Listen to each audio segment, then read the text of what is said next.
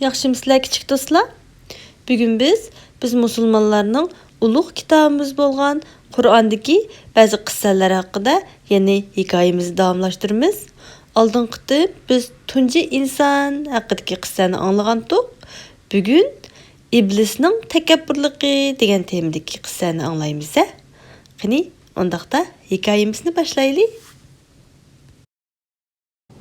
Allah Adem alayhissalom va Hazreti Havvoni yaratdi. Onundan keyin u farishtalarni chaqirib kelib, o'zining insonlarni yaratganligini, tunji er zotni Adem, tunji ayol zotni Havva deb ataganligini, ularning zaminda yashaydiganligini bildirdi.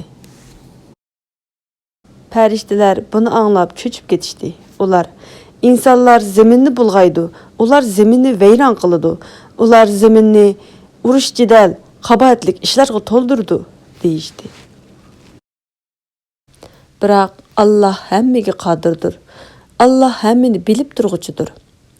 Allah jannat va zaminning barliq sirlarini bilguchidir. Allah har shayni o'zi yaratdi. Allah o'zi yaratgan har bir shayning asli nomini to'g'ri bilguchidir. Allah shaylarning nomini Adem alayhissalomga o'rgatdi. Ondan keyin Allah farishtalarni chaqirib kelib, bu shaylarning nomini aytib berishni so'radi. Ammo farishtalar bu shaylarning nomini bilmaydi. Shuning bilan farishtalar Allohga: "Biz faqat sen bizga bildirgan narsalarni bilishga qodirmiz. Sen bizga bildirmagan, o'rgatmagan narsalarni biz hargizmi bilmaymiz. Sen hammaga qodirsan, sen hammani bilib turg'uchidirsan" deyishdi. Undan keyin Allah Adem alayhissalomni chaqirib keldi. Hamda Adem alayhissalomdan u shaylarning nomini aytib berishni so'radi.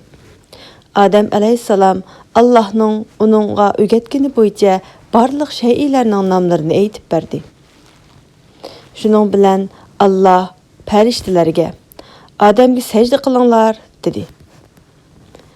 Barliq farishtalar Adamga hurmat bildirib sajda qildi.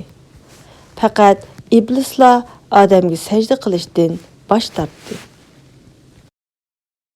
Shuning bilan Allah iblisdan: "Sen nima uchun Adamga sajda qilmaysan? Nima uchun mening buyrug'imga bo'ysunmaysan?" deb so'radi.